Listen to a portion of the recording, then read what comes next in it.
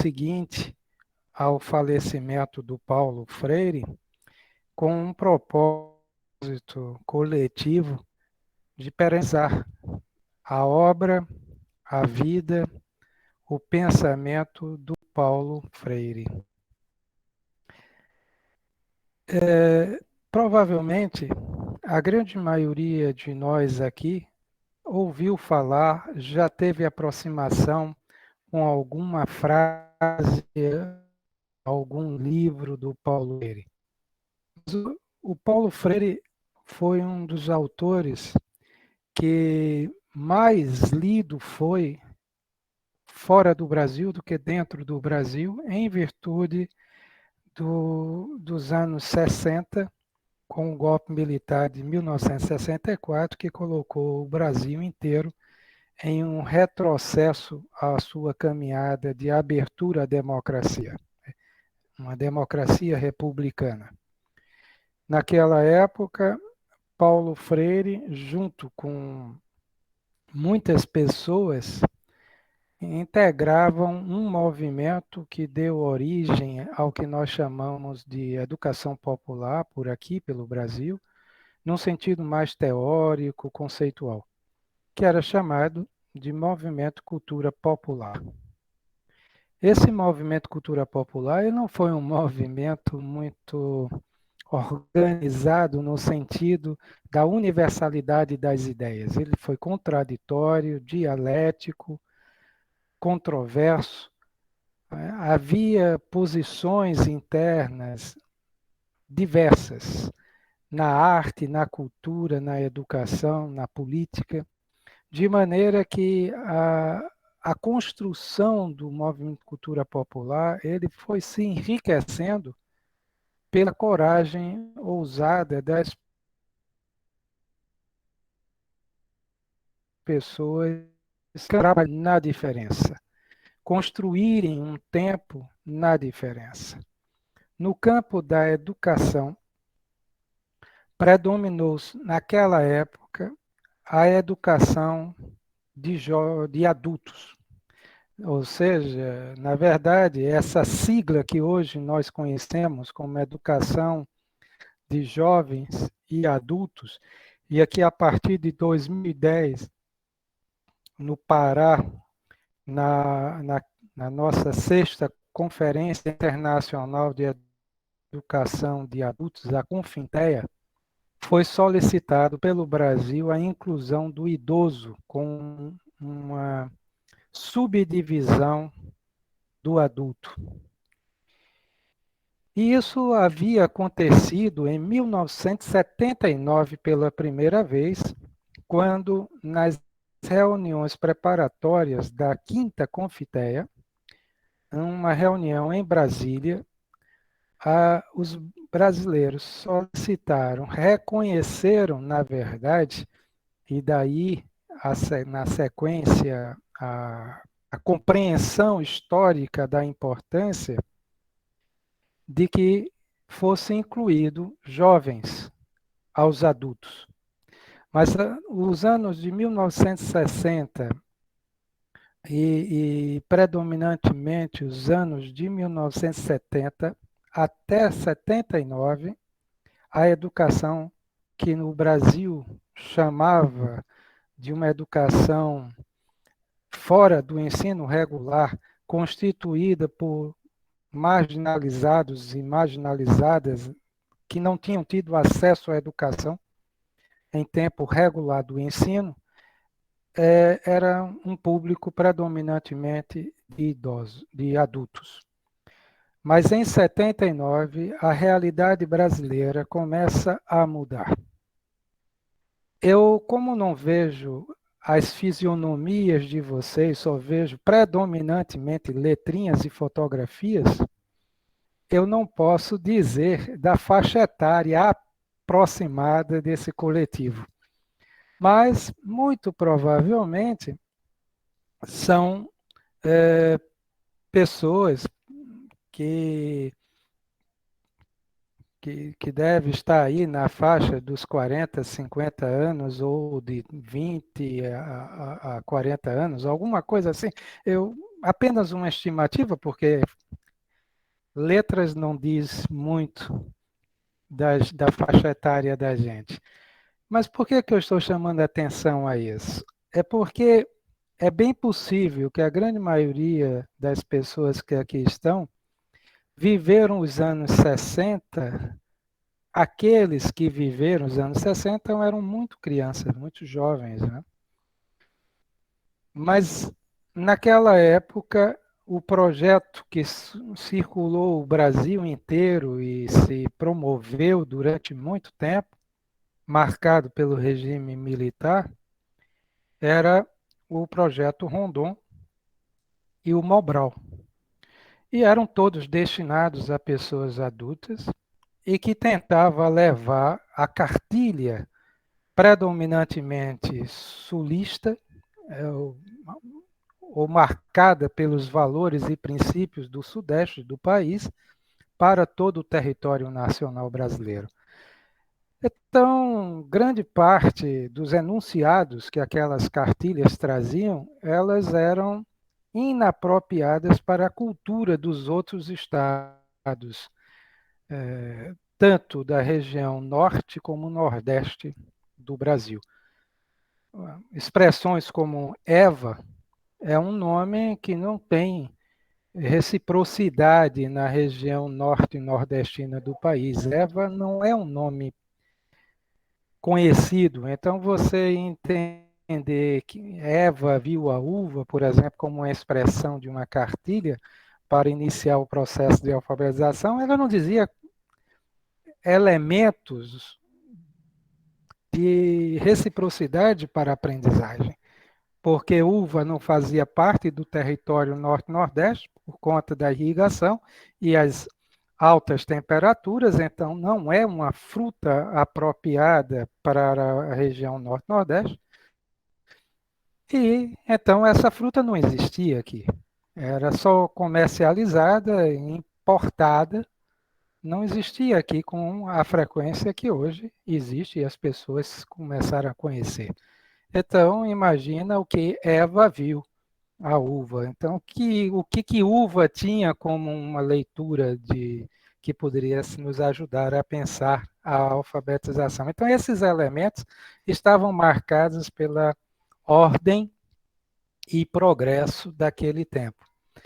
A educação de jovens e adultos, ela nasce, portanto, recente, nos anos 79, porque o governo brasileiro reconhece o grande número de jovens que estavam excluídos, que tinha evadido a sala de aula, que tinha sofrido inúmeras reprovações e que não estavam mais no campo da escola. E então abria-se ali uma grita geral chamando o jovem de volta para a escola. Então aquela juventude, a partir dos 15 anos, que não estavam mais com idade adequada, porque tinha sido é, exonerado da sua educação pela faixa etária e fracassos, seria então condenado à ausência até atingir a idade adulta para poder voltar a estudar. E nesse caso havia uma baixa probabilidade de retorno à escola. Então, esse é um elemento bastante interessante para que nós possamos entender a trajetória da educação que hoje nós chamamos de EJA. Politicamente, eu me recuso a aderir a essa expressão EJAI, bem porque, sob o ponto de vista da lógica do desenvolvimento humano, a perspectiva de idoso sob a dinâmica do processo da aprendizagem, ela vai ganhando uma outra vestimenta que iria requisitar de todos e todas uma formação que no Brasil as universidades ainda não estamos qualificados para desenvolver ou não é de interesse das instituições a especificidade em virtude da complexidade que representa uma contra-educação aos regimes das políticas públicas em território nacional para lidar com o idoso especificamente ou incorporá-lo em uma educação do modo que a EJA foi se constituindo historicamente. Por esse motivo, é importante que todos e todas percebam que numa olhadela histórica, pensar a EJA com essa formatação que hoje estamos atribuindo é coisa muito recente. Não é? Ela vem do final dos anos 70 e início dos anos 80. E se pararem e pensarem direitinho, vão ver que de 80 até 2010, quando vai ser feito a próxima edição da Confinteia, né? Portanto, nós estamos falando aí de vários anos, né? Vários anos depois da quinta Confinteia, o Brasil, que havia se comprometido em reduzir expressivamente o número de brasileiros e brasileiras analfabetos, o que vai enveredar é o reconhecimento do aumento da população defasada do direito de exercer a sua cidadania plena, de tal modo que uma parcela da população brasileira vai ficar alheia ao direito de exercer a prática da educação escolarizada em tempo apropriado de sua aprendizagem. E, em virtude disso, o Brasil reivindica a permanência da EJA com os idosos. Portanto, é uma questão que vem se arrastando há muitos e muitos anos, décadas, séculos. A primeira experiência com a educação de adultos foi com a invasão europeia em solos brasileiros, com as missões jesuítas, franciscanas, carmelitas, tentando aculturar os índios. Quando nós falamos de uma aculturação, nós estamos dizendo que era os europeus fazendo um movimento de impor aos índios uma outra cultura, uma cultura que não era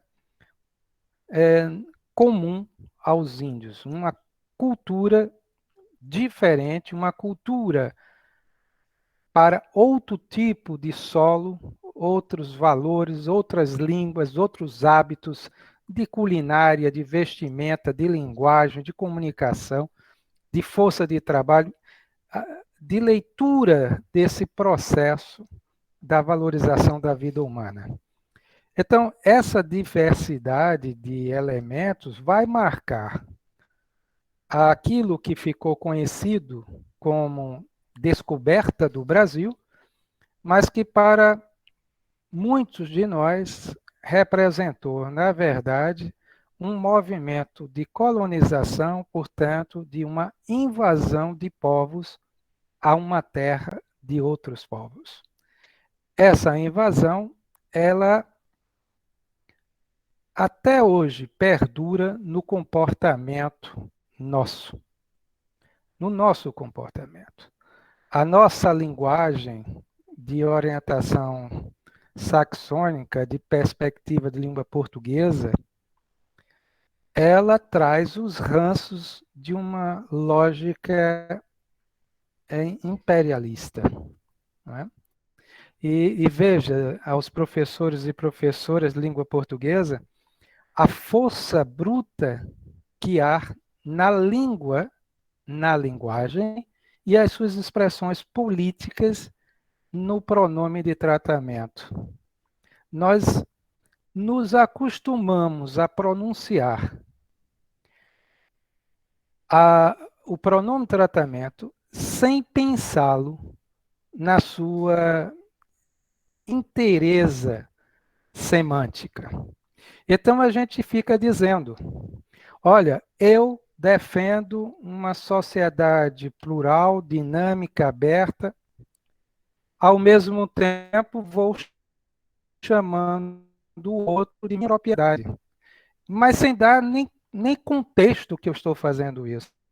Não, eu nem percebo que estou fazendo isso, mas vejam, é minha esposa, é minha filha, é meus alunos, é minha turma, é minha escola, tudo é meu. Se é meu, é bem privado. E se é bem privado, eu faço o que quero. Eu posso pôr na lata do lixo, como eu posso mandar e desmandar, porque é um bem privado, como uma caneta. É minha caneta, então eu posso usá-la, eu posso desmontá-la, eu posso fazer o que quiser, porque é um bem privado, então eu controlo tudo que há nela. Mas nós não damos conta disso. E nós continuamos utilizando expressões de uma apropriação das vidas, achando que não estamos fazendo isso porque colocamos uma sublegenda no imaginário social de que não é isto que eu quero dizer. Não, eu não estou fazendo isso intencionalmente, é bem provável, mas não se esqueça, nós fomos predominantemente educados por uma perspectiva mais comportamental e positiva. Bem porque as heranças históricas que a educação ela vai ser marcada traz para dentro um exercício autoritário da comunicação. Comunicação unidirecional de quem sabe para quem não sabe. Uma educação de quem, atingindo determinadas ações na escalada da vida como autoridade, impõe a todos os subalternos a condição de sua vida. Portanto, como pai, a criança chega e diz: pai, posso sair? E o pai chega e diz: você vai para onde? Com quem? Vai de que horas? Volta de que horas? Quem vai lhe levar? Quem vem trazê-la de volta? E ela: pai, eu quero só sair. E então o pai, ele cheio de bondade, diz: tá bem, eu deixo você ir. Como se nós fôssemos proprietários das decisões do outro. Enquanto é criança, nossa função, diria aqui com o psicanalista Oswaldo Rocha, eu dizia: olha, todo o processo de educação se faz através da afirmação de valores constituídos pelos sims e pelos nãos. Então, nós vamos dizer que não há educação sem limite e sem frustração. E que adultos fazermos esse movimento, o que é diferente de fazer dentro de uma atitude que de fato se pretenda libertadora ou de outra que se pretenda imperialista. Eu estou dizendo isso para iniciarmos a discussão com a EJA centrada numa lógica, como disse há pouco, numa ideologia. Então, nós estamos dizendo que pensar hoje com Paulo Freire não é pensar com nostalgia dos anos 60, é pensar uma educação nos anos de 2021. É pensar uma educação constituída pelo o atual contexto histórico, por isso mesmo, de culturas, de valores, de ações expressivas de uma representatividade da nossa Carta Magna. Portanto, nós precisamos ter clareza de onde estamos e o que pretendemos enquanto sociedade. O nosso regime político, ele é republicano, portanto, é de representações. E as nossas representações, elas estão constituídas no modelo de uma hierarquia. Como tal, nós entendemos que nossa posição política é uma posição de coparticipação nas políticas públicas. Mas nem sempre foi assim e nem sempre permanece com esta textura. Portanto, professores, professoras, gestores, gestoras, é importante entendermos que estamos diante de uma educação que lutamos arduamente para deixar de existir. Trabalhar com educação de jovens e adultos é um exercício permanente de pôr fim a esta categoria. E eu digo isto constituído pelas argumentações de um grande amigo chamado João Francisco de Souza, quando ele dizia: olha, um dia minha esperança é que não mais precisemos de EJA, que todos os brasileiros e brasileiras ocupem o espaço da educação escolarizada no seu tempo e ritmo de uma vida regular. De tal modo que a criança ela entre na escola enquanto criança e não enquanto adulto ou adolescente. Mas que permaneça na escola enquanto criança, púber, adolescente, e que vai exercer a sua força de trabalho com as aprendizagens cunhadas no chão da escola. Então, esse é um primeiro elemento importante. A luta pela EJA é para que um dia não precisemos mais de EJA. Até lá, nós precisamos trabalhar exaltando a excelência do trabalho didático-pedagógico com todas e todos estudantes em EJA. Não podemos trabalhar a EJA como sendo preenchimento da minha carga horária, por convicção profissional.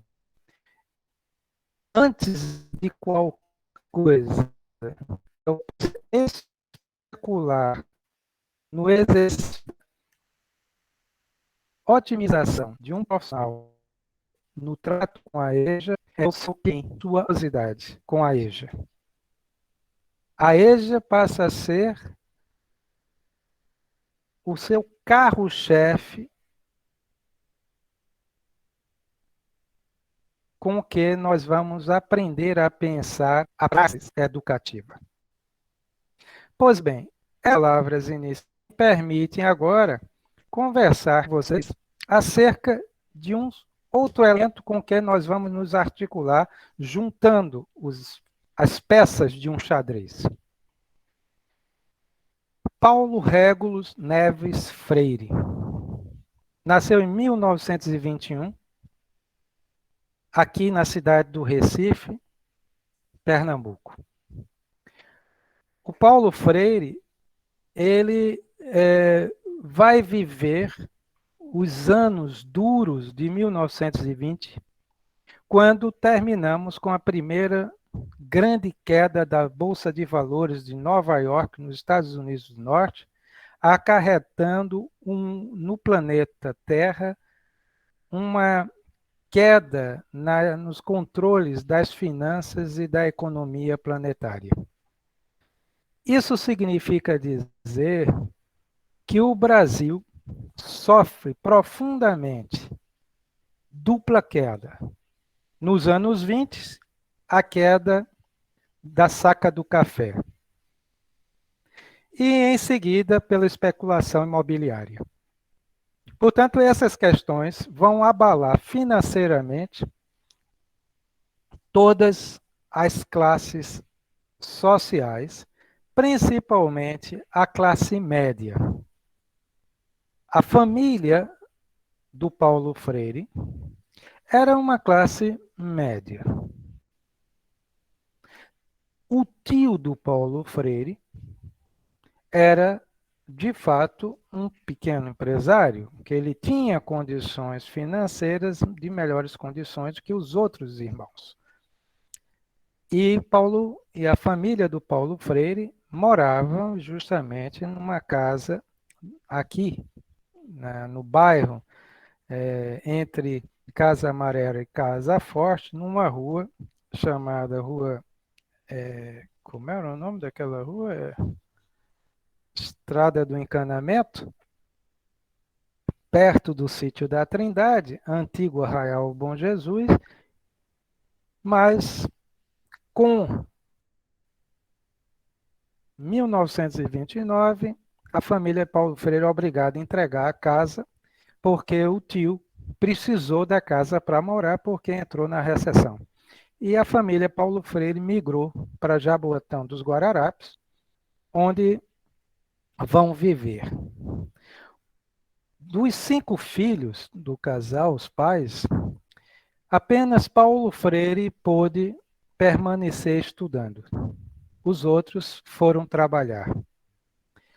Em Jaboatão, Paulo Freire vai conhecer a fome, vai conhecer a morte, a perda do pai, principalmente, e vai conhecer também a força significativa da família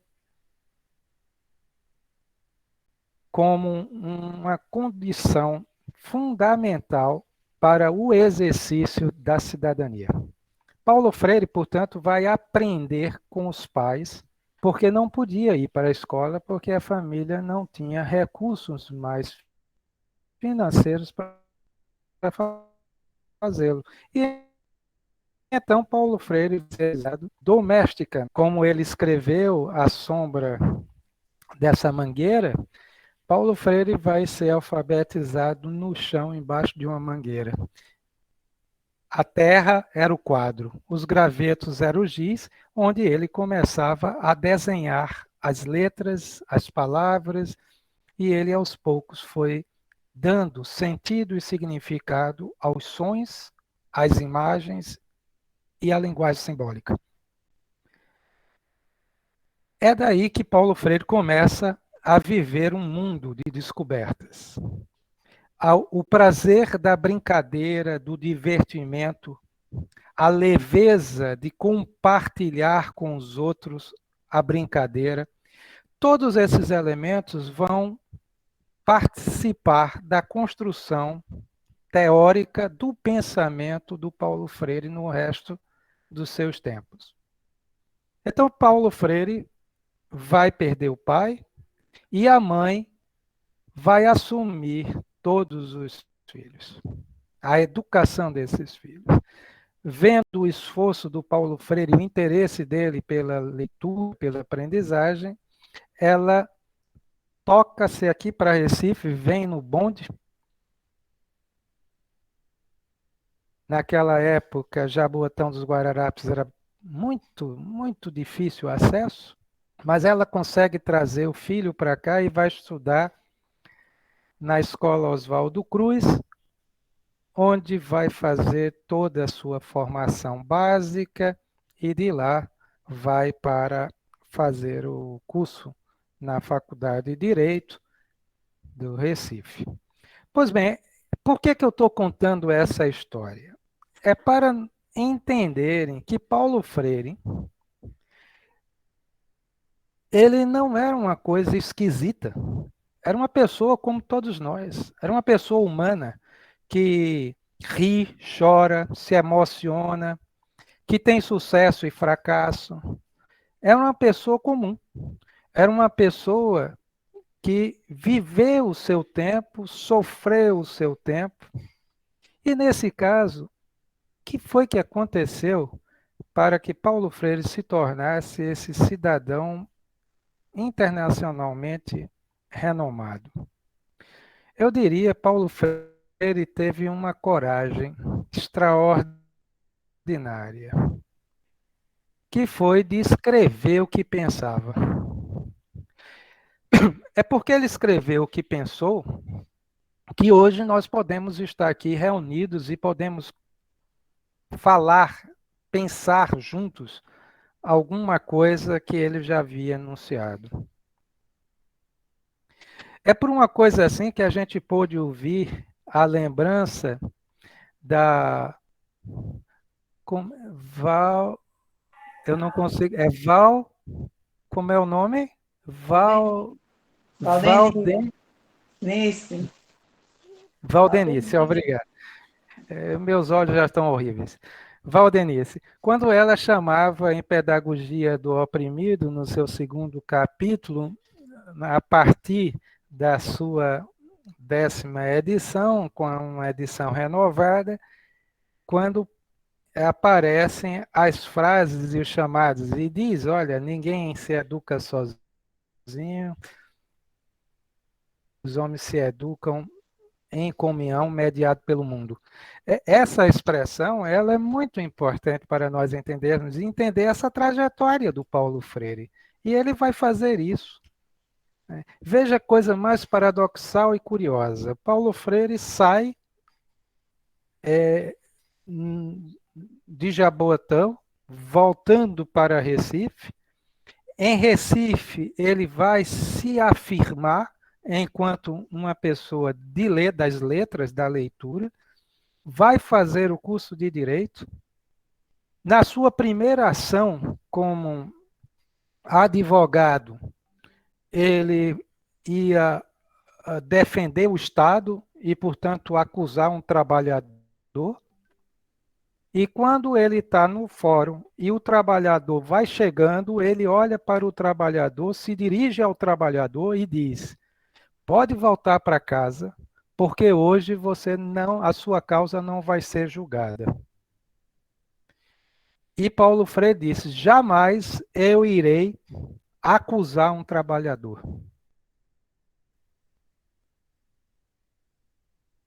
Ora, ele deu um posicionamento político e acabou a carreira dele ali no direito. Ele abandonou o direito e retornou para o campo da educação. Ele era extraordinário na língua portuguesa, ele escrevia, ele tinha um encantamento pela palavra, né? Pela criação da palavra. Eu não sei se temos aqui pessoas da língua portuguesa, mas se tiver, veja a boniteza, né? A criação, a ação criativa do Paulo Freire de pensar as palavras e demonstrar a construção simbólica das palavras. Veja a palavra admirar. Paulo Freire escreveu a palavra admirar de várias maneiras. Ele escreveu como todos nós escrevemos, admirar, uma palavra. Mas ele escreveu também de outra maneira. Ele escreveu de uma maneira para deixar claro, semanticamente, filosoficamente, de onde ele admira. E ele escrevia ad mirar, ou seja, ele deixava claro o que está na essência e o que está não. Ele deixava claro a dimensão do corpo da palavra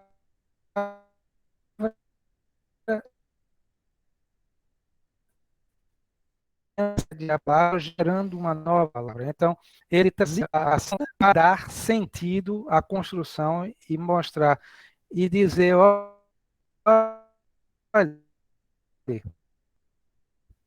admirar é muito mais do que ver alguma coisa. É o campo da visão, cultura.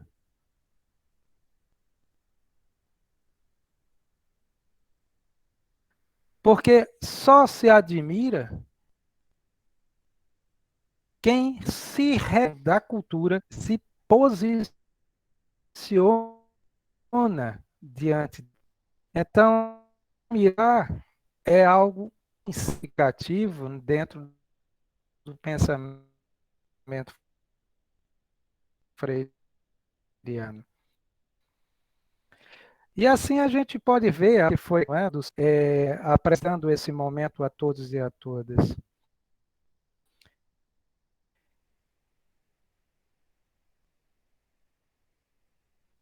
Dialética.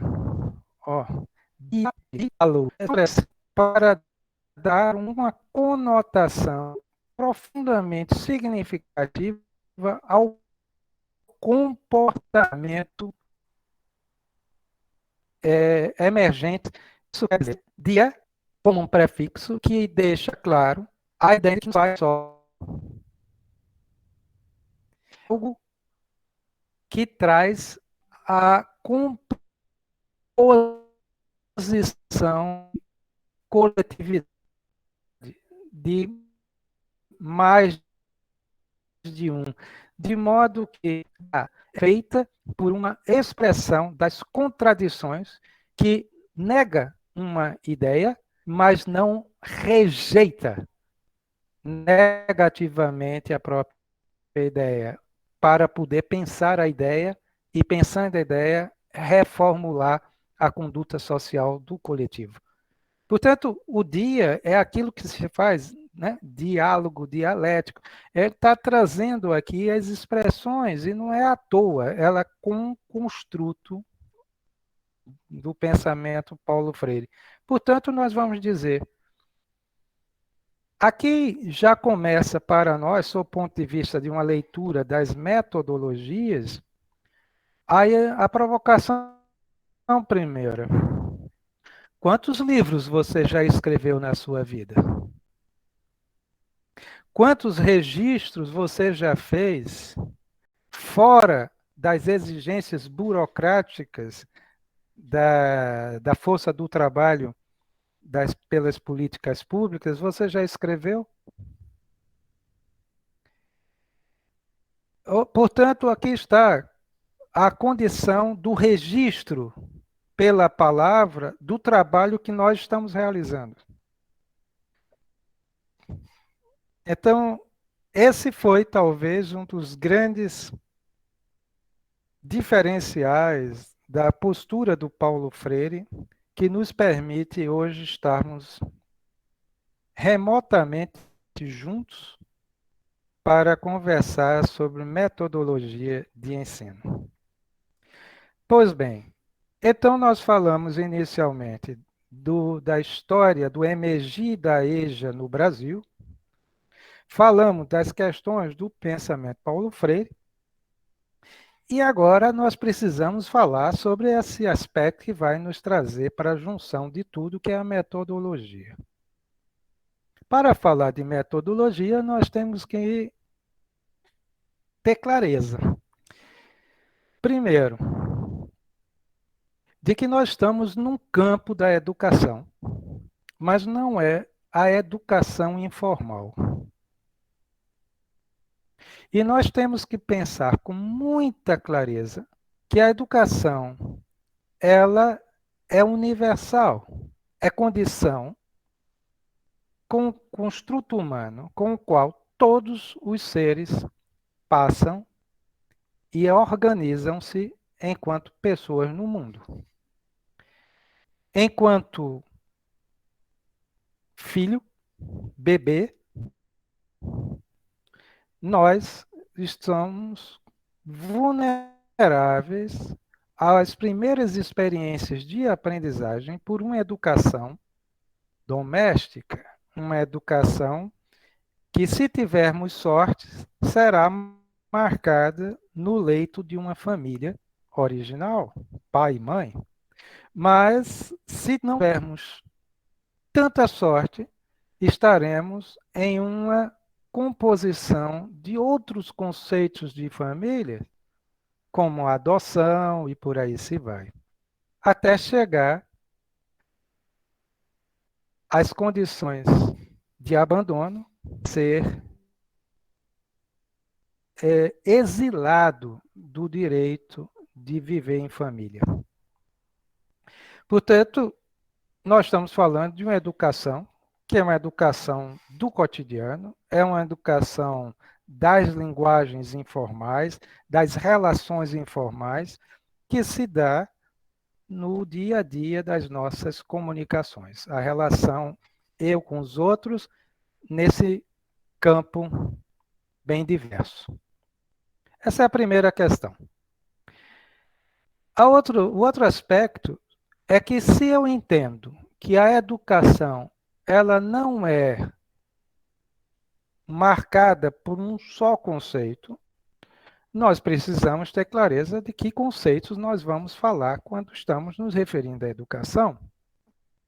E, neste caso, nós estamos no campo de uma educação que é regulada por uma formação como pressuposto. Todos nós, para exercer a condição da educação escolarizada, nós nos constituímos de uma formação em pedagogia ou licenciaturas. Isto quer dizer que nós fomos aprendendo a pensar a educação a partir dos elementos constituintes das teorias, das epistemologias da aprendizagem. Então, nós somos especialistas em educação, seja como licenciados e licenciadas, seja como pedagogos, pedagogas. Então, neste caso, nós vamos poder especular que a prática que nos une, ela tem que ter profunda densidade que a diferencie das outras maneiras de pensar a educação. Caso contrário, o nosso trabalho ele se perderia e se destituiria de sua essência. E nós seríamos tão leigos quanto aquele que não passou por uma formação para pensar a escola, para pensar a escolarização. Do mesmo modo que nenhum de nós, acredito aqui, se submeteria a um cirurgião que não saiba a diferença entre um bisturi, uma faca, uma peixeira e um facão,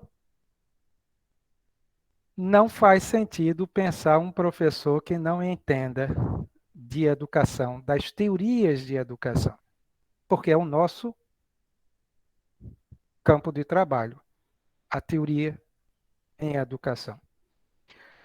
E é neste terreno da teoria da educação, e aí teoria, eu sei que é redundância dizer para todos e todas aqui, porque vocês são experts nisso, vivem o cotidiano das teorias, mas tem um cidadão que discutia teoria do currículo, e o cara foi muito eficiente nesse sentido, o Tomás Tadeu da Silva, e ele explica a teoria de uma maneira muito sóbria. Ele diz o seguinte: olha, companheiros e companheiras, teoria é coisa simples.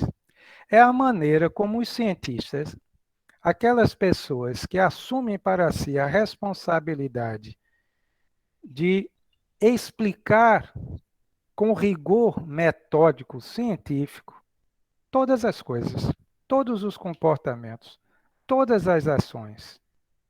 Então, aí é a teoria. A teoria é a maneira como nós pensamos o nosso campo de trabalho, explicamos o nosso trabalho. A maneira de nós explicarmos a relação professor-estudante, a relação professor-estudante conhecimento, diz respeito de uma teoria. Se eu estou no campo das afirmações do professor enquanto o sujeito do conhecimento e os estudantes enquanto pessoas desprovidas do conhecimento, tenho aqui uma lógica, uma ideologia para explicar, portanto, uma teoria, os fundamentos com que justifica essa relação de professor que sabe, estudante que não sabe, e, portanto, a função do professor de verter o estudante com conhecimento. E o professor tem a função de iluminar quem não sabe. Né, Cláudio? Oi, Cláudio? Não? Na hora que quiserem interromper, falar, fazer qualquer intervenção, vocês sintam à vontade, viu? Eu só estou aqui mediando uma reflexão. Pois bem, então, todos e todas, é nesse contexto que nós vamos nos diferenciar. Precisamos nos diferenciar, caso contrário, nos tornamos vazios de profissão.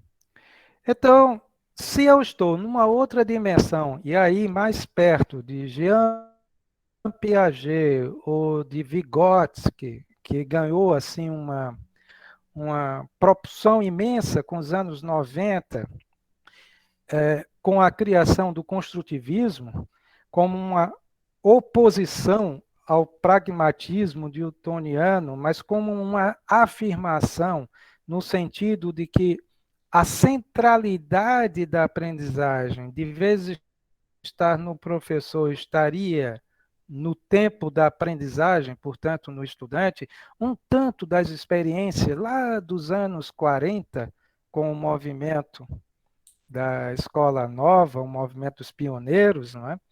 E se lembrarem disso, que provavelmente todos e todos estudaram, não é? Pedagogia ou licenciatura, o movimento dos pioneiros ele se diferenciou naquele tempo, mas não conseguiu vingar nas políticas públicas em virtude justamente do discurso financeiro.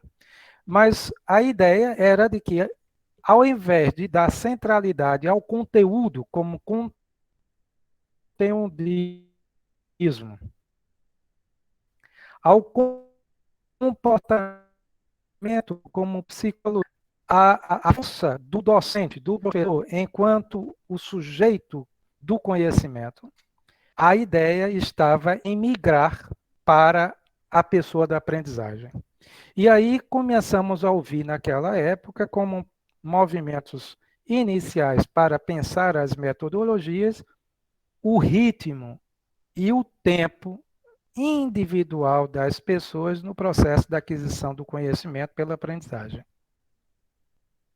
Ora, se nós pensarmos assim, nós vamos rapidamente entender por que a Escola Nova teve curta duração no Brasil. É evidente, se eu tenho um grupo de 20 estudantes dentro de uma sala de aula, cada um com uma história de vida, culturas, valores diferentes, vindo de lugares diferentes, prazeres, emoções, sentimentos diferentes, desejos marcados por uma intencionalidade na escola também diferentes. Não precisa de muito esforço para dizer que um professor só dentro da sala de aula seria insuficiente para o acompanhamento e a mediação desse processo de aprendizagem. Logo, precisava de vários professores para dar conta de uma só sala de aula. O que isso implicava em mais contratações, mais professores e professoras para exercer a função pedagógica, o que encareceu o sistema educacional brasileiro, e aí as políticas públicas, através dos gestores e da condução ministerial, imediatamente interviu dizendo fim de papo, e acabaram-se as possibilidades de uma educação, naquela época, de orientação mais humanista no contexto da educação brasileira, do cenário brasileiro, não é? E aí o que é que vem? A técnica. Faz o seguinte, meu amigo, esse negócio de professor, de estudante, de conteúdo, vamos acabar com essa história, vamos botar a técnica. O cara que aprender a técnica, ele aprende e resolve qualquer coisa, e principalmente agora que estamos vivendo, historicamente, o Brasil e o mundo passavam pela Revolução Industrial. Então, o que é que nós precisamos fazer? Criar condições técnicas de maneira que as pessoas aprendam a solucionar os problemas da fábrica, da indústria, né? E com isso nós implantarmos um movimento de migração do artesão para o industrial, das pequenas escalas de produção da força de trabalho para uma força de trabalho industrializada, portanto, em grande escala, que é o que hoje nós conhecemos e que, de certa maneira, nós naturalizamos. De certo modo, eu poderia até arriscar dizer, já sequer conseguimos pensar uma sociedade, uma vida social marcada pelo artesão, né? E aí canalizamos a força do artesão para o artesanato. E aí colocamos o artesanato dentro dos folguedos, dentro das culturas, da arte, da beleza, da estética, mas distanciamos da força propulsora da vida social. Então, hoje, quando eu digo já há muitos anos, mais de século, se eu quero uma cadeira, eu vou e compro uma cadeira. No passado, se eu queria uma cadeira, eu fazia a cadeira. Então, eu produzia a cadeira. Se eu queria arroz, eu plantava o arroz ou outra mercadoria que eu pudesse fazer como moeda de troca para poder ter o arroz à mesa. Mas essas questões, elas nos levam para entender a nossa atuação. E, por fim, nesse contexto introdutório, eu lembro, a educação que nós conhecemos e que fomos aprendizes desde a escola, ela está ainda completando seus 200 anos. Nasce na Alemanha, não para todos. Ela não nasce como uma escola pública, ela nasce como um experimento de pessoas que, tendo o conhecimento de uma área de informação, passava para um discípulo, e um discípulo para outros discípulos, e proporcionava dessa maneira a aprendizagem. A burguesia, percebendo esse movimento, começou a mandar seus filhos para estas pessoas chamadas de professores, que ensinavam em suas casas. Só que a casa não dava mais conta da quantidade de pessoas. E aí se criou um ambiente para o exercício dessa função do professor. E se criou a escola. Portanto, a escola foi criada e inventada para atender aos filhos nobres da burguesia. Ela nunca foi pensada ou criada para atender a todos e a todas as pessoas. E isso é um dos grandes elementos que nós, na educação de hoje, precisamos nos questionar. Ainda não temos uma resposta muito objetiva, mas a pergunta precisa estar muito bem na cabeça de todos e todas nós. Será que nós conseguimos superar a educação burguesa para uma educação verdadeiramente popular?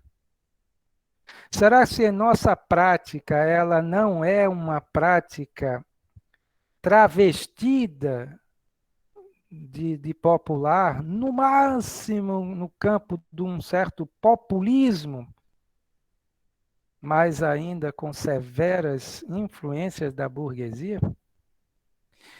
Será que nós estamos, de fato, trabalhando as escolas, principalmente esse universo da escola pública, situado por um ideais de uma perspectiva da educação com trabalhadores e trabalhadoras do país?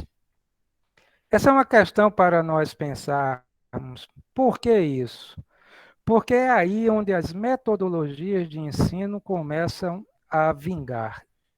E aí agora eu vou fazer essa articulação com Paulo Freire.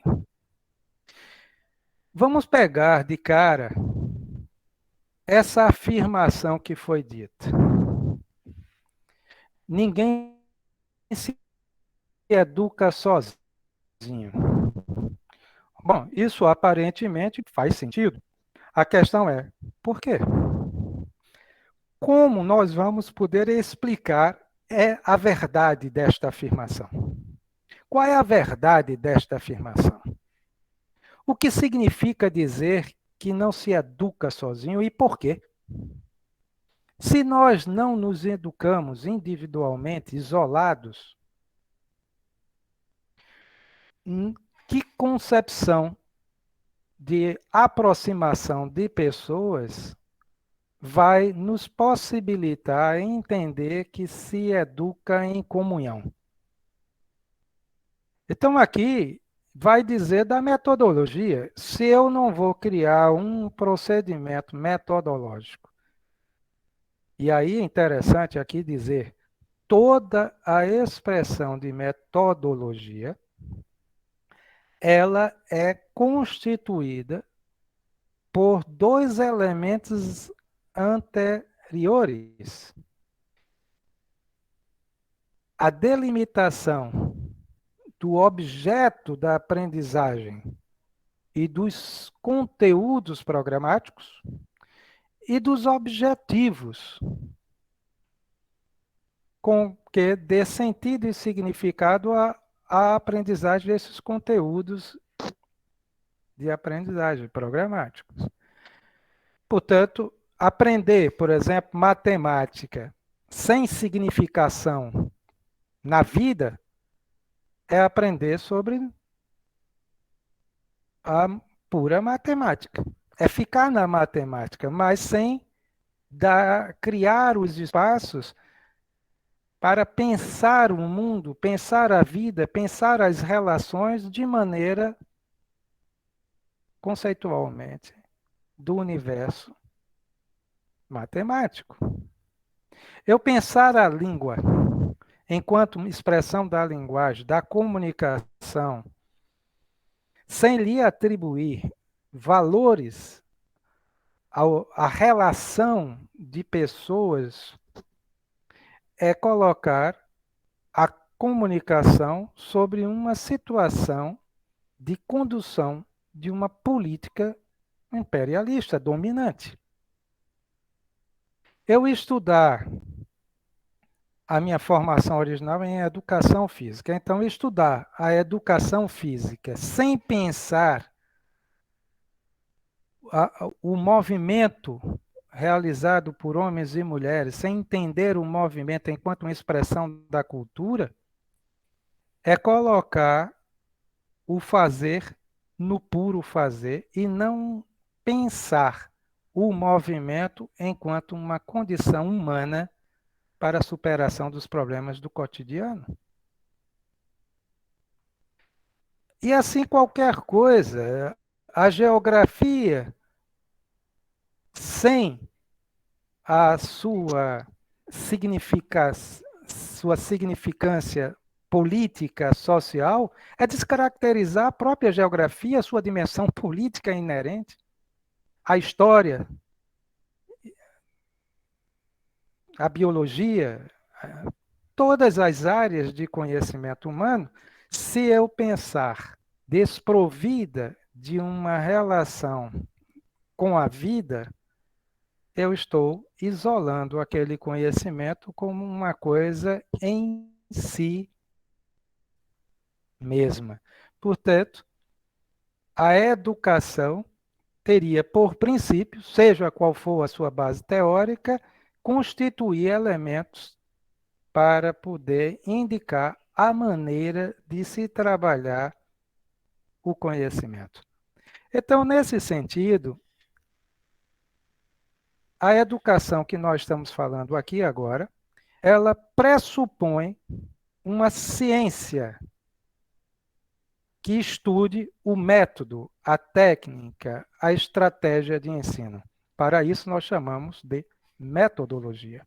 A metodologia não é a pura ação. A metodologia é uma área do conhecimento humano que estuda os métodos. Logia, estudo. Estudo expressa na sua origem, desde da paideia, da cultura grega, a, estudo significa uma dimensão filosófica da apropriação conceitual das coisas, das ideias, dos fenômenos e tudo mais. Então, estudo não é simplesmente leitura, escrita. Estudo é a apropriação dos símbolos e atribuição do significado a esses símbolos para poder compartilhar socialmente. Política, antropologicamente, o próprio conhecimento. Então, a metodologia, quando nós chamamos metodologias de ensino, nós estamos nos referindo às ideologias, aos valores filosóficos com os quais nós vamos explicar a ação da ciência. Então, se isso estiver bem claro para todos nós, aí faz sentido discutirmos Paulo Freire. Por quê? E por que é que a educação sozinha não faz sentido quando estamos no campo da educação com Paulo Freire? Porque o princípio central da teoria freiriana é que o ser humano é um ser de relações. Ele não é exclusivamente dos contatos. De que nós, enquanto seres humanos, vivemos no mundo, com o mundo e com as pessoas. Isto já nos coloca de antemão de pensar metodologicamente que toda prática pedagógica é uma prática pensada. Ela não é uma questão do acaso. Ela é constituída por uma teoria. A base teórica freiriana é da educação problematizadora, por isso mesmo progressista, e porque progressista, ela está constituída nos ideais da atitude crítica, por isso filosófica, pensar criticamente, e por outro lado, reverter a sua aprendizagem em ações sociais. Por isso que Paulo Freire vai dizer que o ser humano, como ser de relações, é uma visão sociopolítica antropológica, é um ser plural. E como ser plural, deve-se reconhecer igualmente que toda pluralidade está constituída da singularidade. Portanto, toda essa sala que nós estamos aqui, ela é constituída pela totalidade das pessoas que estão aqui. Cada pessoa é uma singularidade. Se um de nós sair dessa sala, toda a sala perde. Por que perde? Porque deixa de ser a sala e passa a ser outra sala, mas não vai trazer aquela outra pessoa para dentro das ideias. Neste sentido, todo o processo de aprendizagem intencionalmente pensado, por isso pedagogicamente influenciado, é constituído por uma ação de coletivo. Aprender pensando coletivo. E essa questão que Paulo Freire vai nos ajudar a pensar, igualmente a ideia ontológica, ou seja, da própria natureza e da cultura humana, como vocação para ser mais. Então, nós nascemos e vamos aprendendo e ações de que vamos participar. Se nossa ação de aprendizagem for mediada por uma perspectiva transformadora, crítica, orientadora à resolução dos problemas políticos, sociais, das culturas que vivemos, para isso eu preciso entender metodologicamente que o ser humano é um ser histórico. Ele produz história, ele faz história. Ele não apenas vive histórias, mas ele é todos os outros animais. Nós únicos na espécie a pensar sobre três dimensões, passado, presente e futuro, e entendendo igualmente as questões de acordo com a sua representação teórico-filosófica, epistemológica e ideológica. Por isso, nós podemos entender história como fato, podemos entender a história como um fenômeno, e podemos até idealizar uma história dentro de um princípio dialético que se confunde com as forças contraditórias entre passado, presente e futuro como um só tempo. Portanto, a história que nós aprendemos no passado era uma história marcada por uma coisa muito distante de nós, que não fazia absolutamente sentido. O que é que interessava para um nordestino no interior do Brasil estudar a Grécia Antiga?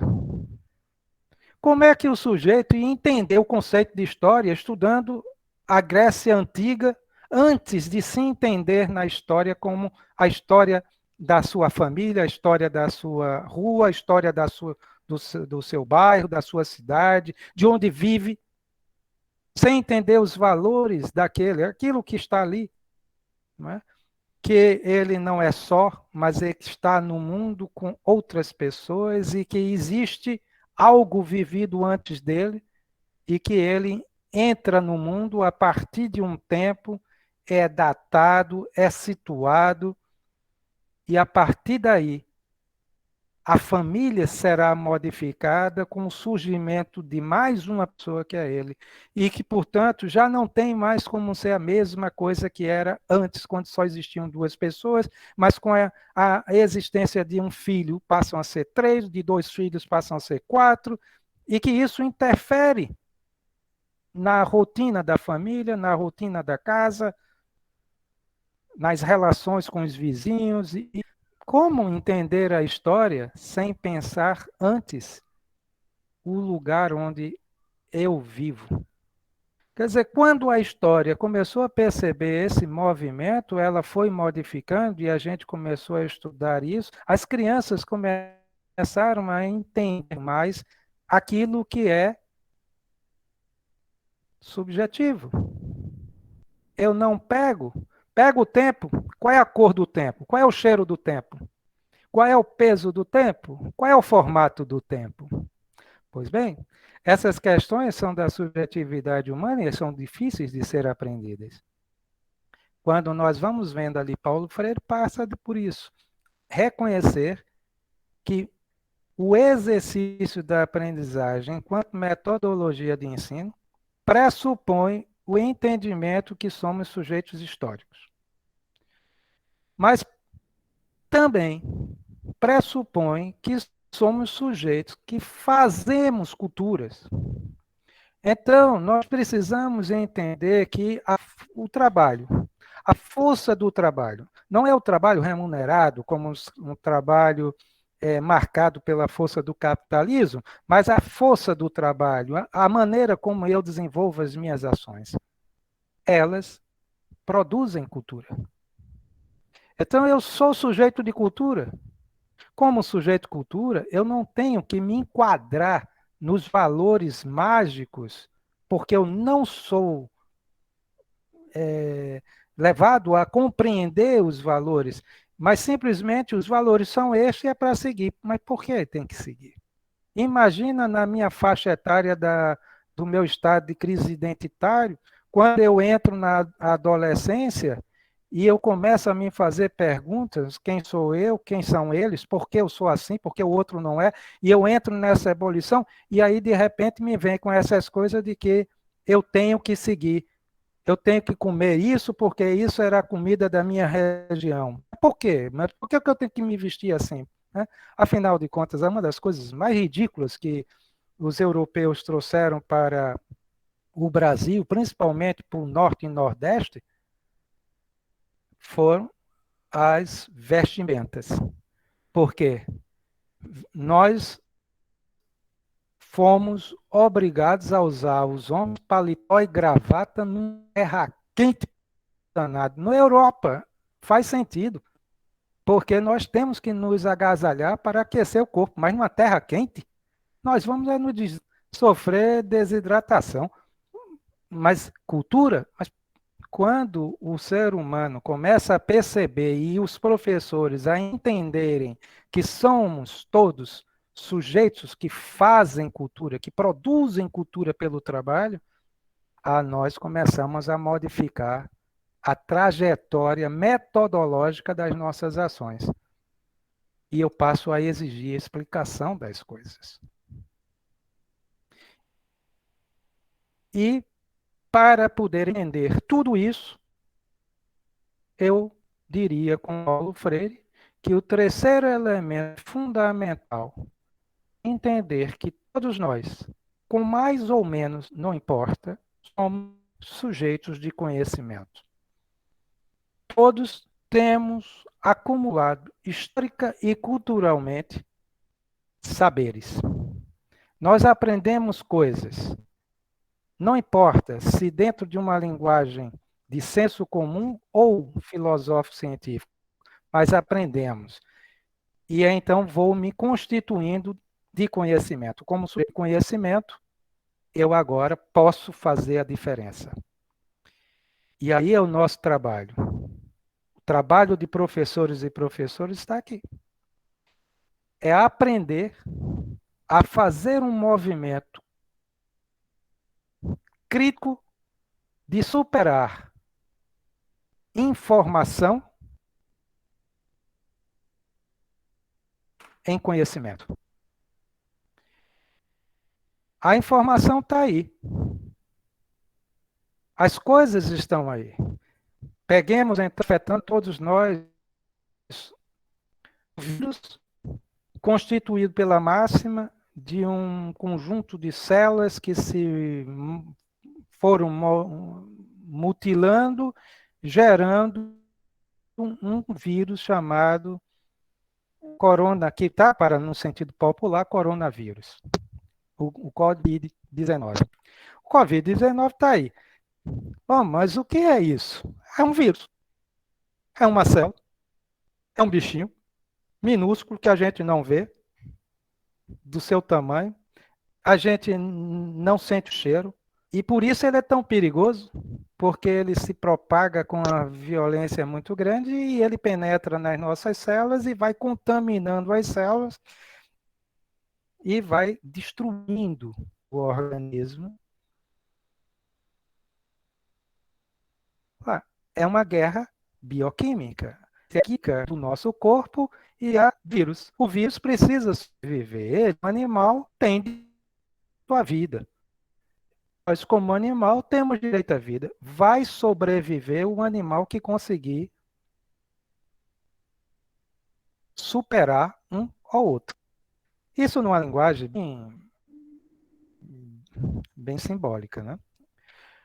Bom, então nós vamos entender, se o Covid está aí, a proteção que eu posso elaborar, tão mais ela será desempenhada, tão mais eu me converta dos conhecimentos com que eu possa me munir de atenção. Porque fazer com que os outros usem máscara, se isolem, apenas por uma informação, é a criação imperialista de uma lei, de uma norma, de uma regra. Mas se eu transformar isto em conhecimento, é convencimento. Convencer as pessoas da importância de sua proteção, de seu isolamento social, dentro das condições necessárias à sobrevivência da coletividade. Aí o bicho pega. Por quê? Porque pressupõe uma discussão profunda de políticas públicas. Como é que eu posso falar de isolamento social, por exemplo, aqui na cidade do Recife, com os grandes bolsões de pobreza e miséria? Como é que eu vou poder falar de isolamento social quando grande parte da população brasileira vive em subcondições humanas? Em uma sociedade de baixíssimo estado de saneamento, onde energia elétrica e água, elas são faltantes para a grande maioria das casas do povo brasileiro. Como é que eu vou falar de resistência ao vírus se, através das políticas públicas, há uma carência imensa de empregos para trabalhadores e trabalhadoras desse país que lhe permita as condições suficientes para poder criar os anticorpos, para criar os antivírus necessários para combater o Covid-19.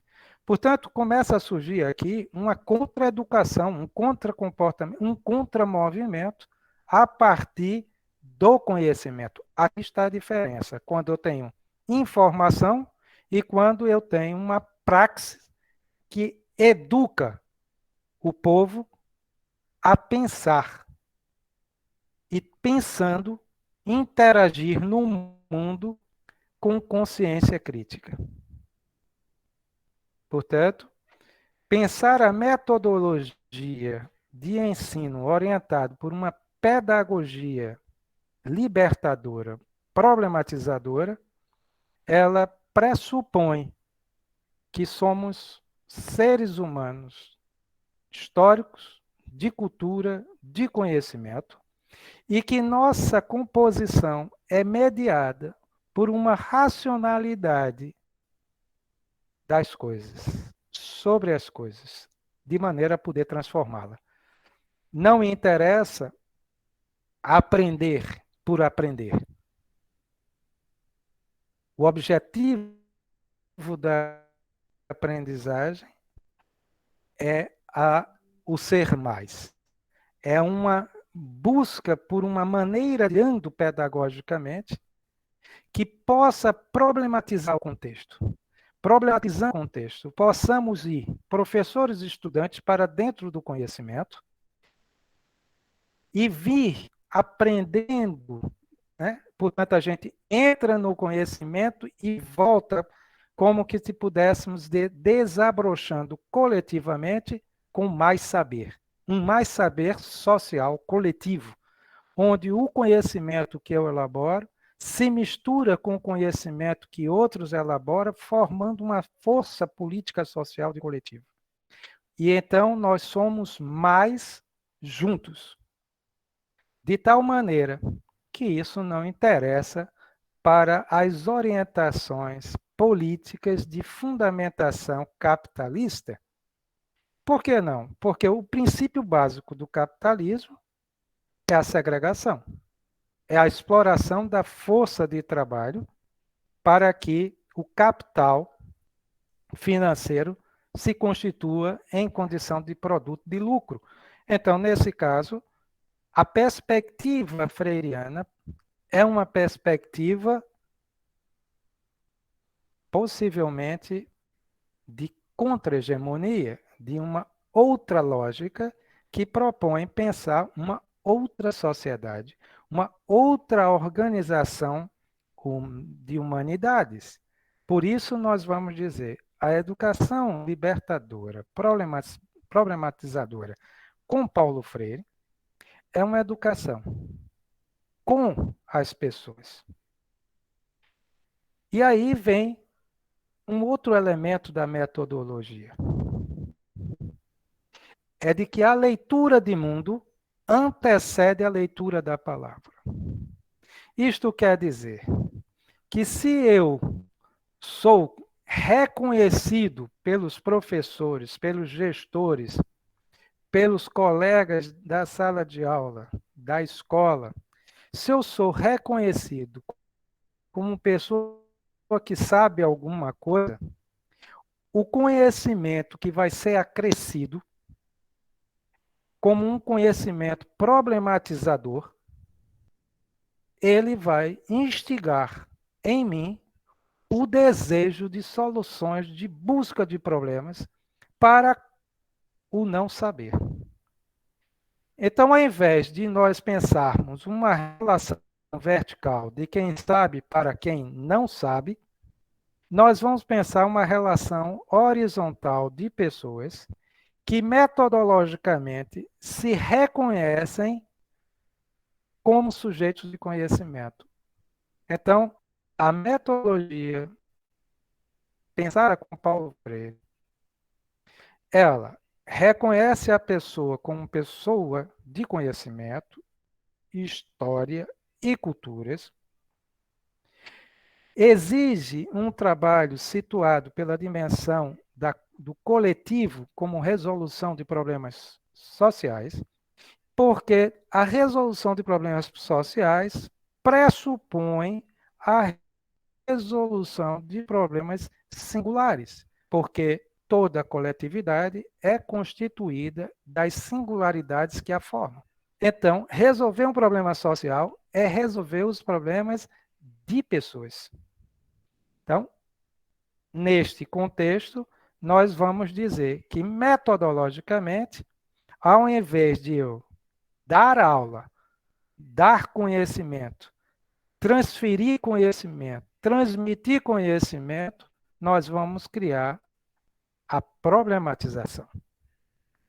Por que a problematização? Porque a problematização, no ritmo e no tempo das condições da complexidade da compreensão, leva as pessoas a resolverem o contexto do cotidiano. Eu vou aqui dar um exemplo sobre isso. Quando estiver perto da hora de eu me calar, vocês me digam, tá? E quando quiserem fazer perguntas, façam. Eu tenho o dia inteiro para vocês. Isso aí você me.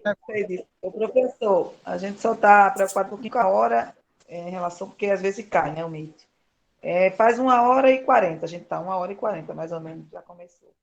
Aí, se o senhor quiser ir finalizando assim, fechando, aí Tudo você bem. vê. Então, vejam só. Eu vou trazer um exemplo aqui de uma situação de uma aula que eu trabalhei com estudantes da formação para assumir a condição de professores da educação física. E eu estava com uma piscina. Ela começava rasinha, 1,60 m, e terminava com 2,30 m, portanto, funda.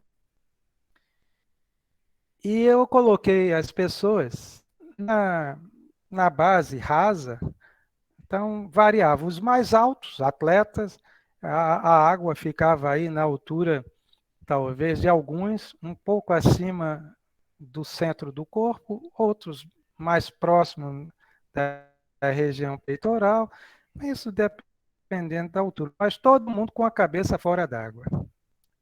E aí eu disse, olha, O nosso propósito é sair dessa margem rasa da piscina para a parte funda da piscina. Menino, agora. Só que, para isso, nós precisamos chegar do outro lado sem molhar a cabeça. 17 O pessoas cabelo só. tem que estar, a cabeça tem que estar seco Foi por isso que me convidaram e para participar. Porque ia ser 3 gatinhas. Edneuza, isso. Então, veja lá o que é que nós temos. A travessia de uma piscina, sem molhar a cabeça, chegar do outro lado, sem molhar a cabeça, portanto, ninguém se afogaria. E aí, a juventude começou a ser impossível. Como é que nós vamos andar quando chegar a um ponto que eu não alcance mais o chão, eu vou afundar. Pronto. Agora está aí o problema. Como é? Você não vai molhar a cabeça, portanto, você não pode afundar. Se você não pode afundar, como é que chega do outro lado? Né? Então, agora é levar as pessoas a pensarem, a solucionar o problema, a criar hipóteses e, dentro dessas hipóteses, questionarem. E, com as suas questionamentos, buscarem as soluções e entender que o conhecimento rural, eu estou falando de racionalidades da física, da química, né, dos diferentes vetores de forças contrárias. Eu estou falando de um corpo humano que se movimenta, mas, acima de tudo, estou gerando um problema. Então, meus amigos, para encurtar a história em relação ao tempo, está aí. A metodologia constituída por uma perspectiva progressista de educação,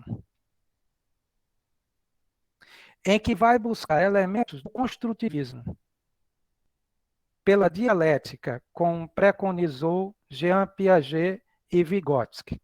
Vygotsky trazendo à tona a dinâmica do contexto, do ambiente e das possibilidades das pessoas atingirem a sua excelência por aproximações de uma zona de aprendizagem. E com Paulo Freire, quando ele diz que a crítica que a gente aprende do mundo concreto, as coisas que a gente vê, percebe, capta como realidade, levando-as à influência do pensamento, transformando coisa em coisa pensada, gerando um produto que é a própria coisa pensada, a ideia pensada, refletida, explicada, transforma informação em conhecimento. Por isso, a trilogia do pensamento freiriano, marcado pelo método ação, reflexão, ação. Ou codificação, decodificação, codificação. Sendo que a segunda codificação ou ação, ela é uma novidade. E por isso nós vamos encerrar dizendo: a metodologia que fala da pessoa humana como um sujeito histórico de cultura-conhecimento, que é singular e que aprende junto com outras pessoas, mediatizado pelo mundo. Por isso, exige o problema e a problematização de ensino, de maneira as pessoas aprenderem a exercer a racionalidade crítica. O último elemento que eu diria aqui é que é constituído por aquilo que Paulo Freire, discutindo com um sujeito chamado Alveira Pinto, vai nos ajudar a pensar. São os chamados situações limites. O que são as situações limites, senão os problemas, os desafios? É justamente uma contraposição a uma ideia original do positivismo, que chamava de que uma situação problema seria, ou uma situação limite, seria uma barreira, um obstáculo à aprendizagem. Paulo Freire diz: não, não é um obstáculo, é um problema a ser resolvido. Então, nós vamos buscar as informações no mundo, pensar as informações com a nossa história, com os nossos saberes acumulados, proporcionando um novo saber. E os inéditos viáveis. O que são os inéditos viáveis? São um conjunto dos elementos que, historicamente, cada pessoa vai acumular. É o conjunto de conhecimentos que eu vou juntando, articulando, de maneira a poder me fazer sujeito da aprendizagem. Logo, junta-se a Paulo Freire muitas outras pessoas. Montessori, Freinet, Pestalozzi, Rousseau. Isso todos trazendo à tona um elemento que foi pontual em todas as suas práticas: a liberdade. Todos trouxeram a liberdade. O Froebel, inventor do jardim de infância, traz o conceito de liberdade durante a guerra. Ela traz ali a ascensão do conceito de educação, que hoje nós chamamos de educação infantil. Mas está aí. Pensar com Paulo Freire a metodologia, e aí eu diria uma coisa curiosa. Vocês já devem ter ouvido falar por aí afora. Metodologias ativas. As metodologias ativas vão ganhar uma consistência nos Estados Unidos do Norte através de um físico Ball, que ele vai lá em Harvard consultar o Departamento de Educação dizendo: olha, pessoal da educação, eu estou cansado de ficar ensinando física ortodoxamente dentro desses modelos tão aristotélicos. Como eu posso pensar o método diferente? É uma técnica diferente para ensinar física. E aí é onde nasce essa representação, metodologias ativas. Quem são os três autores centrais dessa discussão?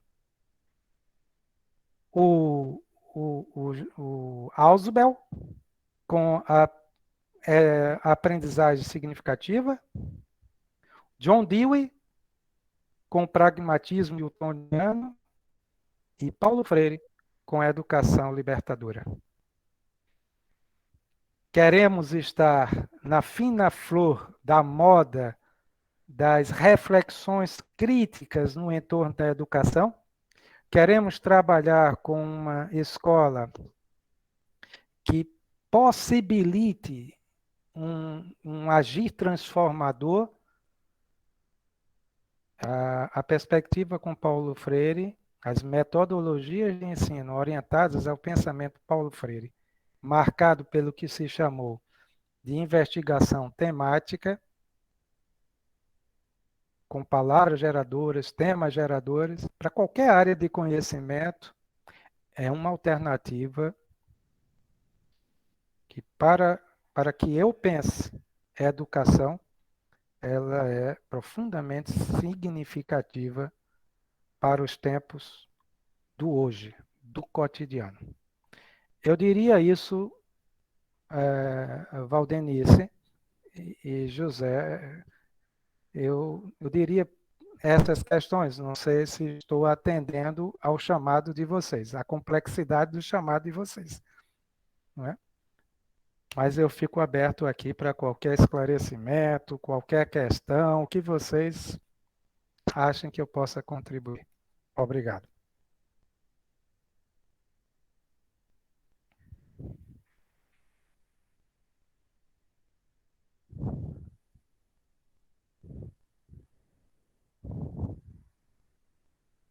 Bom, professor, a gente agradece, né?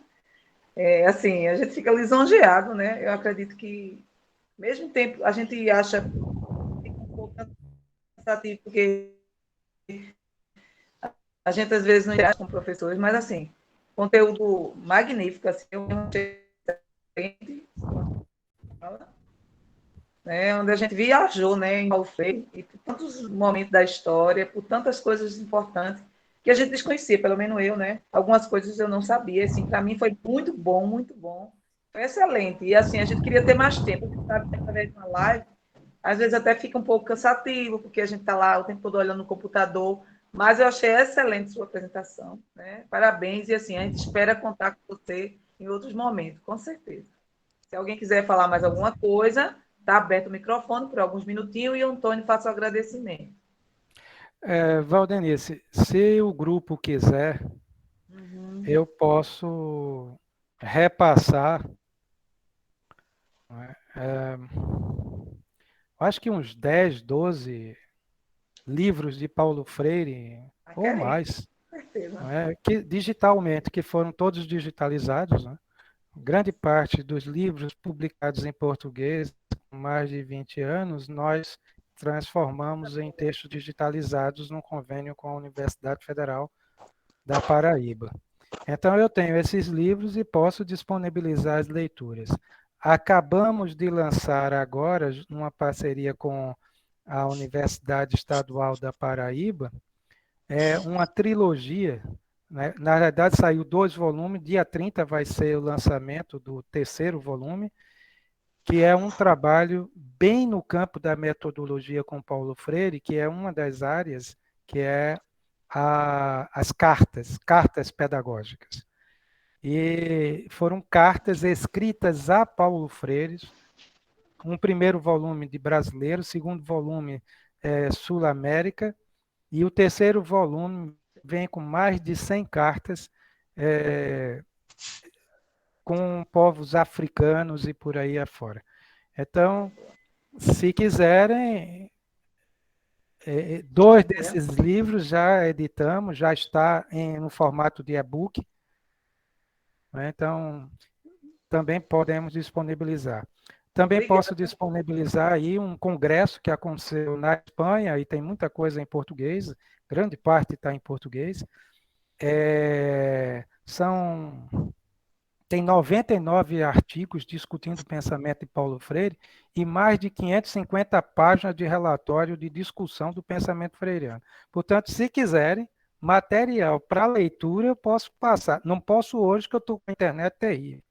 Mas é só o José Antônio permanecer como ele ficou, assim, muito atento a mim, muito no meu pé, porque senão eu vou embora, eu me esqueço mesmo, porque eu já estou assim com muita coisa. Então, se não ficar no pé como ele ficou, eu me esqueço, né? Mas se ele me lembrar, eu posso disponibilizar e o Zé Antônio, não é? Se ele aceitar, ele repassa para todos e todas que desejam. Obrigada, professor. Tem também a participação não só de professores de EJA, né? Mas a gente tem também o pessoal da biblioteca, né? Tem questão de chamar o pessoal que trabalha, as auxiliares, as coordenadoras de biblioteca. Então, isso vai ser muito valioso para a gente. Muito obrigada, viu? Então, eu vou fazer outra coisa. Quando um de Pode, diga aí. vocês vierem a Recife, me avisa, porque aí eu faço a doação da minha biblioteca pessoal de um conjunto de livros pensando com Paulo Freire para a biblioteca de vocês.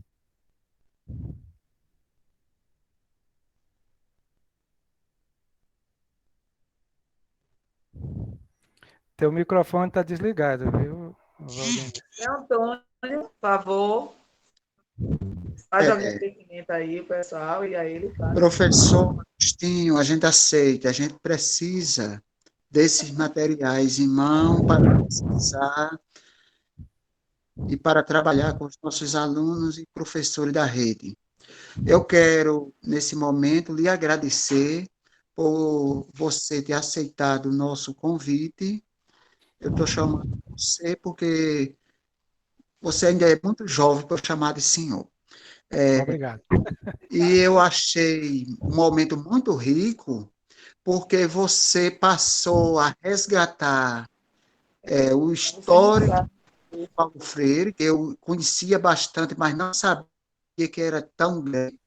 a passagem dele pelo Recife, por Jaboatão, e isso nos enriquece bastante e faz me lembrar que o que se diz, que nenhuma tecnologia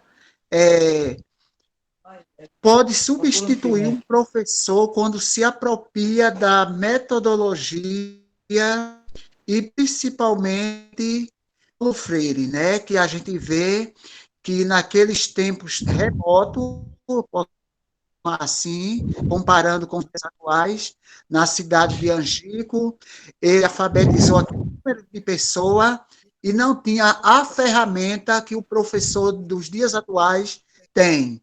Então, só basta ao professor do EJA ou de qualquer modalidade de ensino se apropriar das teorias, como você falou, com muita propriedade, das metodologias para trazer uma aprendizagem significativa para os nossos alunos.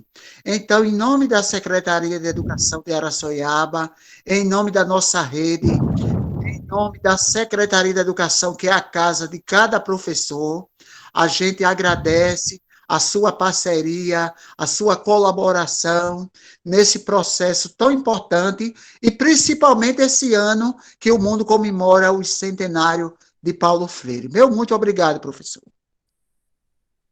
Eu que agradeço. E fico à disposição. Obrigada mesmo, valeu. Olha, no dia. Agora em setembro a gente vai ter o fórum da EJA. Né? Sinta-se convidado, desde já. Se puder participar. Setembro, vocês sabem que é um mês assim bem intenso, não é? Aí é só dependendo da data, porque eu estou com 20 atividades agendadas entre Brasil, Europa e aqui vai ter o Colóquio Internacional Paulo Freire também, não é? Então, aí depende da data, né, com os fóruns, mas o fórum de EJA eu tenho sempre eles como um ponto de partida singular. A EJA está na minha essência. Obrigada por tudo. Obrigada a todos, né, e a todas. Se alguém quiser se colocar, tem um minutinho ainda, mas como o Meet a gente não sabe quando para. Mas muito obrigada, viu? Cheiro para todo mundo. Obrigada pela participação, pela atenção, pela paciência também, com a gente também, que começou já um pouquinho mais tarde. Mas só tenho a agradecer. Seja sempre bem-vindo, Araçoiaba. Será um prazer conhecer quando isso tudo passar. Claudemir fala dos livros. Eu não sei quem é o Claudemir, mas eu terei o maior prazer de se passar por aqui, por Recife, se tiver sido vacinado e protegido, estiver bem cuidadoso, né? Porque, infelizmente, eu tenho uma patologia, eu não tenho defesas no meu organismo, então, se alguém tiver alguma patologia e não souber, eu vou descobrir, que eu vou puxar para mim. Eu sou egoísta com as patologias, né? Eu não gosto de ninguém com doença, quero tudo para mim. A minha doença é essa, ela não me deixa com defesa para os vírus. Aí eu tenho que estar sempre com muito cuidado no meu isolamento aqui. Mas se a pessoa estiver bem protegida, querendo vir aqui à minha casa, será um prazer, será muito bem recebido e vai levar um livro de presente. Viu, Claudemir? É só vir.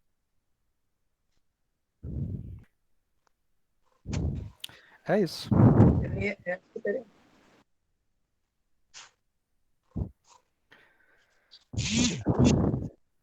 Aqui no chat eu não vejo nenhuma pergunta. Eu vejo só exclamações e afirmações. Mas pergunta eu não visualizei. Então,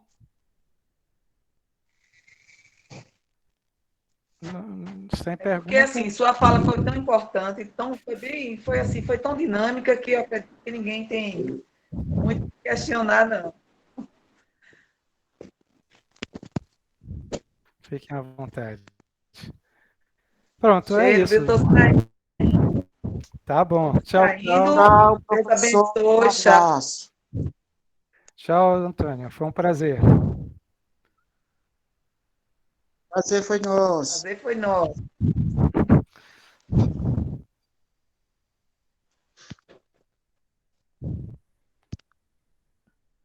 Muito boa formação.